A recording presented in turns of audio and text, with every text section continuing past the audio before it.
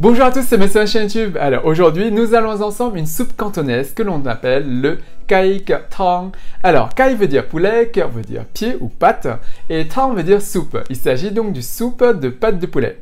On l'appelle également Kai Fa Sang Tang, tout simplement parce qu'on va utiliser des Fa Sang, donc des cacahuètes, également dans la soupe. Au niveau des cacahuètes, j'utilise des cacahuètes brutes de ce type, où je vais enlever la partie extérieure en les faisant blanchir dans de l'eau chaude assez rapidement, et de façon à pouvoir les peler plus rapidement.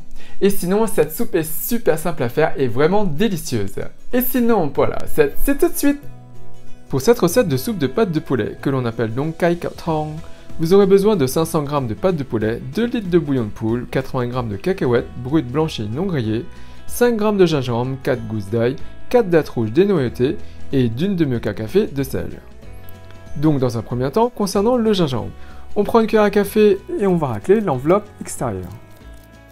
La peau s'enlève facilement, vous voyez. Une fois cela fait, on va juste faire des tranches fines ou épaisses, cela n'a pas d'importance. Si vous avez des parties abîmées, il vous suffit de les retirer. Et voilà le résultat. Concernant les dattes rouges, celles-ci sont dénoyautées. Si elles ne le sont pas, il vous suffit d'inciser et de retirer le noyau. Et donc, comme je vous l'ai dit, ici, il n'y a pas de noyau. Concernant l'ail, on donne des coups secs à la lame du couteau, on coupe la base et on enlève facilement l'enveloppe extérieure. On fend la gousse en deux et on retire le germe si besoin. Voilà. Et voilà le résultat.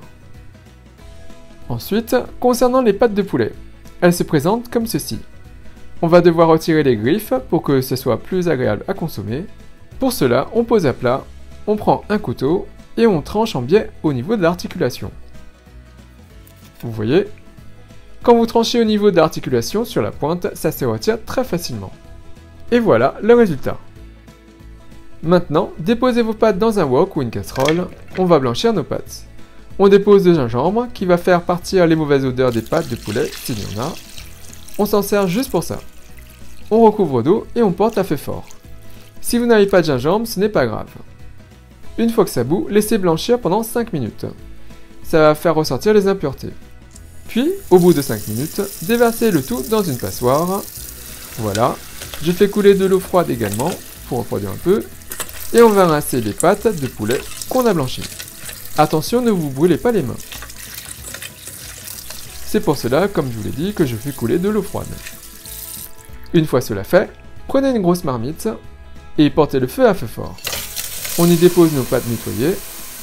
On rajoute le bouillon de poule.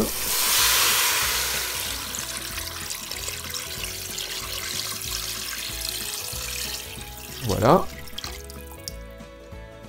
On y dépose les cacahuètes. Ce sont des cacahuètes brutes que j'ai blanchies pour enlever la partie marron. Donc l'enveloppe extérieure. On ajoute les dattes rouges, l'ail, le sel. On recouvre le tout et on porte le feu à feu fort jusqu'à ébullition. Dès que ça bout, on attend 10 minutes et on passe à feu au-dessus du feu moyen. Et on va laisser frémir et cuire pendant 2 heures voire 3 heures. Donc ça cuit à petite ébullition, de façon à ce que les pâtes deviennent tendres et faciles à consommer. Et sinon, si vous laissez les cacahuètes brutes avec leur peau marron rouge dessus, et que vous les utilisez directement dans la soupe deviendra plus foncée. Et au bout d'un peu plus de 2 heures, il fait déjà jour, et vous voyez la différence de couleur quand je filme. La soupe est prête. Il ne reste plus qu'à servir. On dépose donc tout ça dans un bol. Cette soupe peut aussi faire office de plat. Soit on sert la soupe et les pâtes dans un bol avec un bol de riz à côté et on consomme tout ça. Soit on sert les pâtes avec un bol de soupe à part et un bol de riz à côté. On peut manger tel quel ou bien avec une petite assiette de sauce de soja avec un peu de piment frais. Et là vous voyez, la soupe est déjà concentrée et foncée. Mais c'est plus clair que si vous mettiez des cacahuètes brutes avec la peau dessus. Et maintenant, le petit test.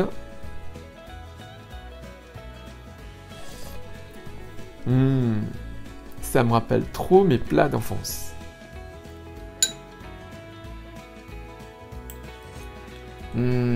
C'est trop bon.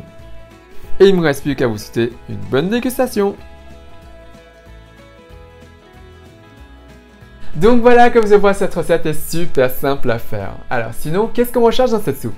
Dans cette soupe, en dehors du goût qui est vraiment très bon, ce qu'on recherche, c'est le côté kaochat de la soupe. Que veut dire kaochat en cantonais?